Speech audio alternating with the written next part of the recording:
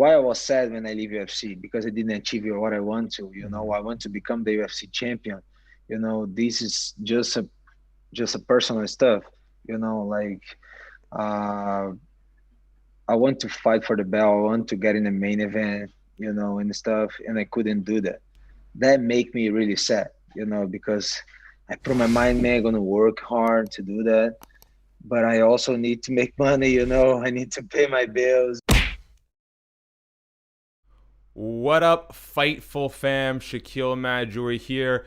And we got a big one today. On the right hand side of the screen, you got Shoeface. On the left side, Bedhead, Antonio Carlos Jr.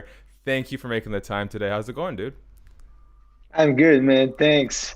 Happy with the news and the new start. Yeah, man. Big news, big start. And the timing is interesting because I feel like, this year and last year, the world has been in such an influx, and I think your case right now is one that a lot of people can probably relate to in their own lives. So, for those of you who have been living under a rock, we're not talking to UFC fighter Antonio Carlos Jr. We're looking at future PFL $1 million winner Antonio Carlos Jr.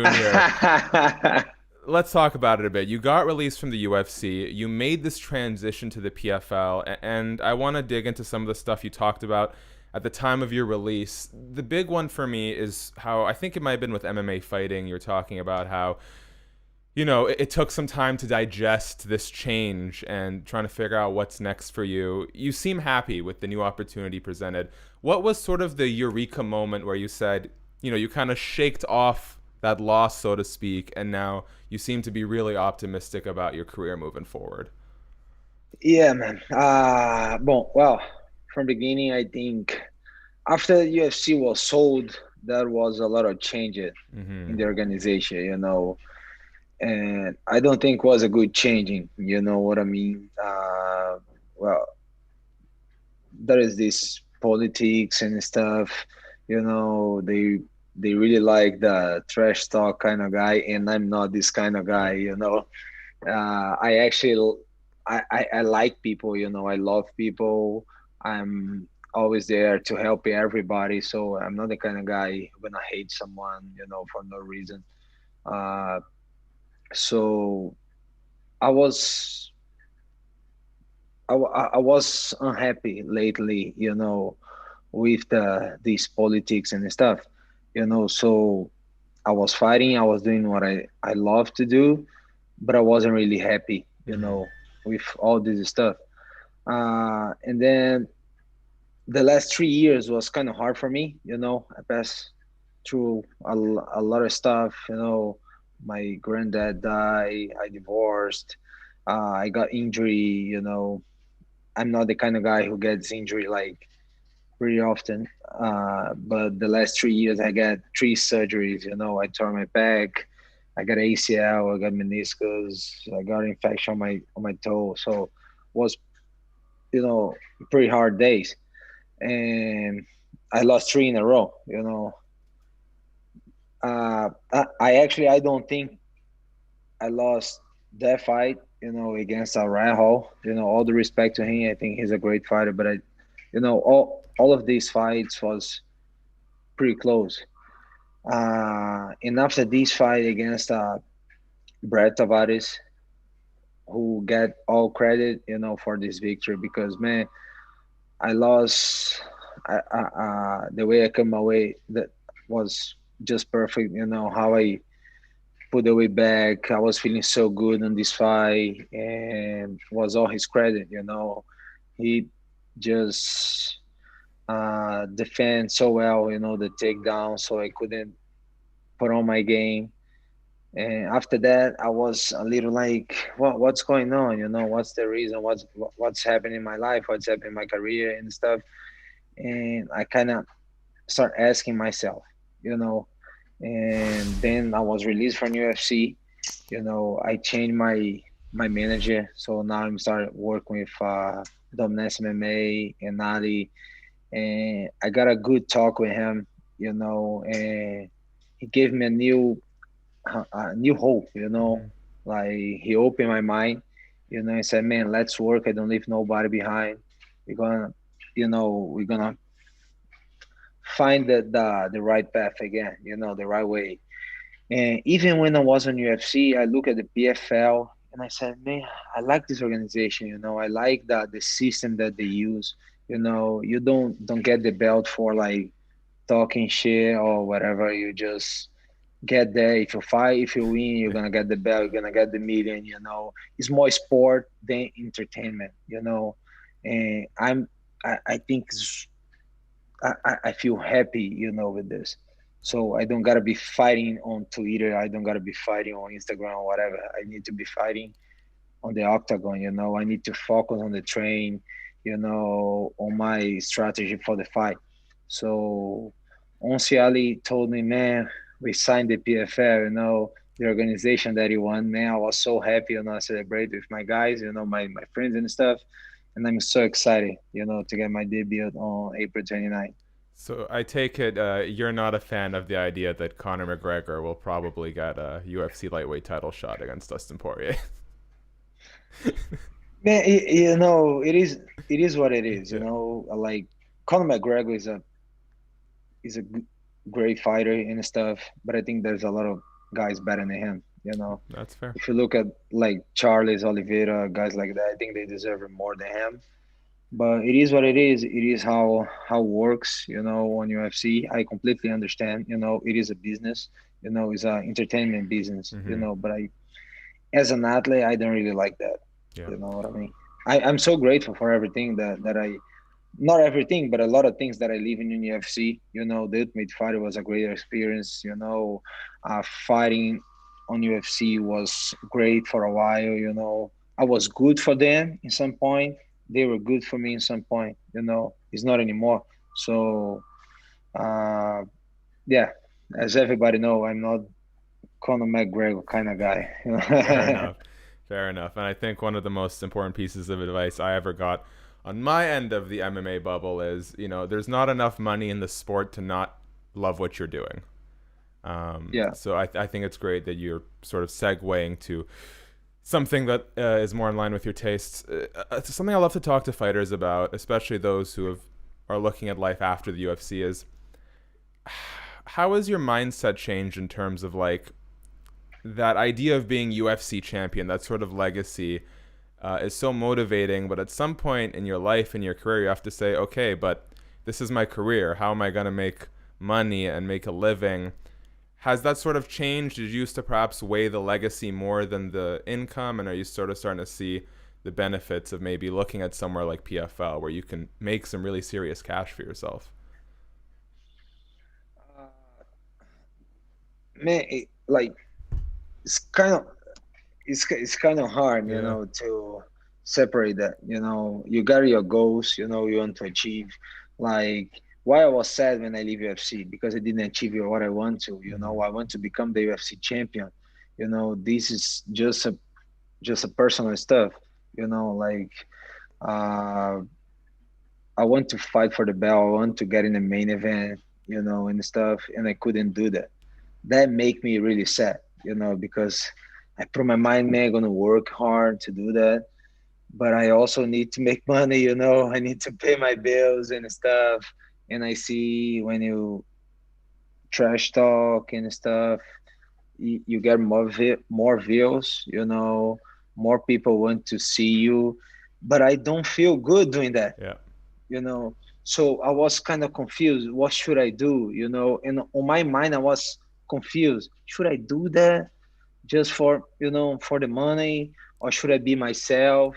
Because actually, if you're gonna start doing that, you're gonna leave for that, right? Yeah. So if you're gonna be the bad guy, you're gonna leave with this area, Yeah. around you. You know what I mean? You have to be the guy.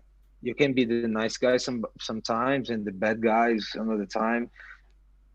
Otherwise, nobody gonna believe it, right? So I said, no, man. I want to be myself, and if there is some way to be myself and make the money that I want, and you know, do what I love to do, Yeah. that's what I'm gonna do.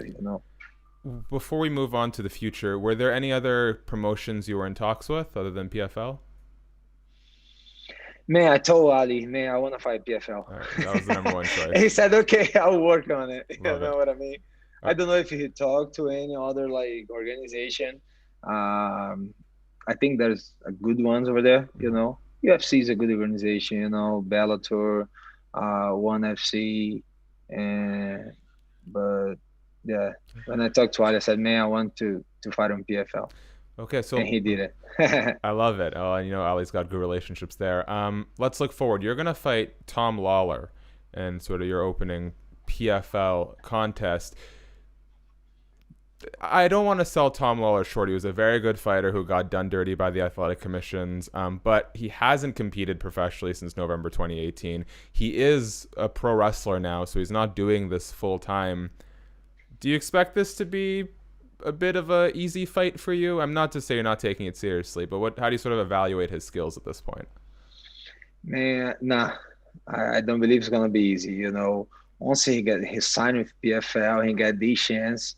You know, even if he's like 2, almost 3 years out, he's doing his best for sure. You Okay. know, because he always has a chance to get a million. You know, I don't think that is an easy fight. He's a former UFC fighter too.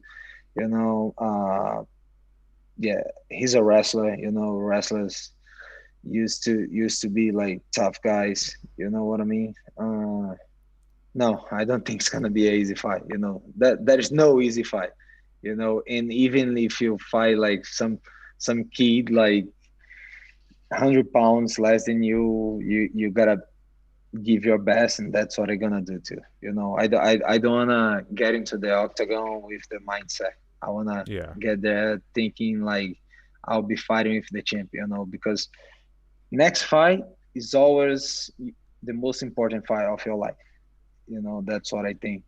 So I'll get there thinking is the most important fight of my life, and I'll do my best, and and that's it.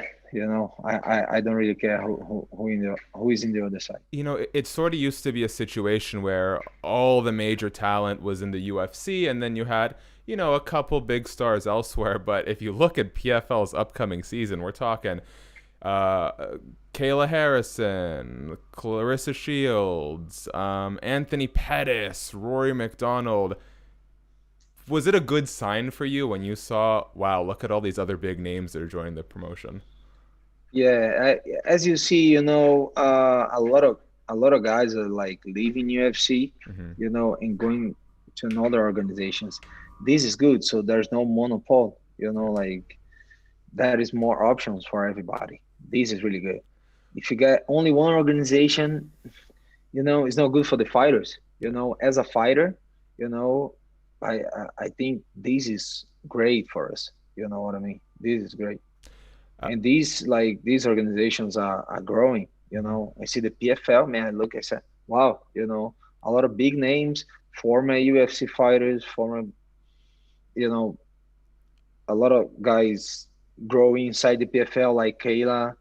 You know, we train together, so I can see she's very talented. You know, probably gonna win this belt again. You know what I mean? And I'm really happy with that. All right, last thing from you before I let you go here. Verdun, right? Sorry for Please, cutting. of course. Verdun is there too. Gleison Tibau.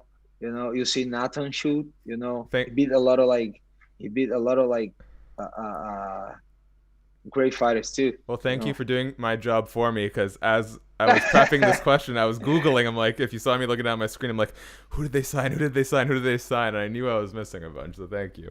Um, Yeah, Verdun's a big name. Looking at your bracket, who do you expect to be the toughest challenger that you might come across?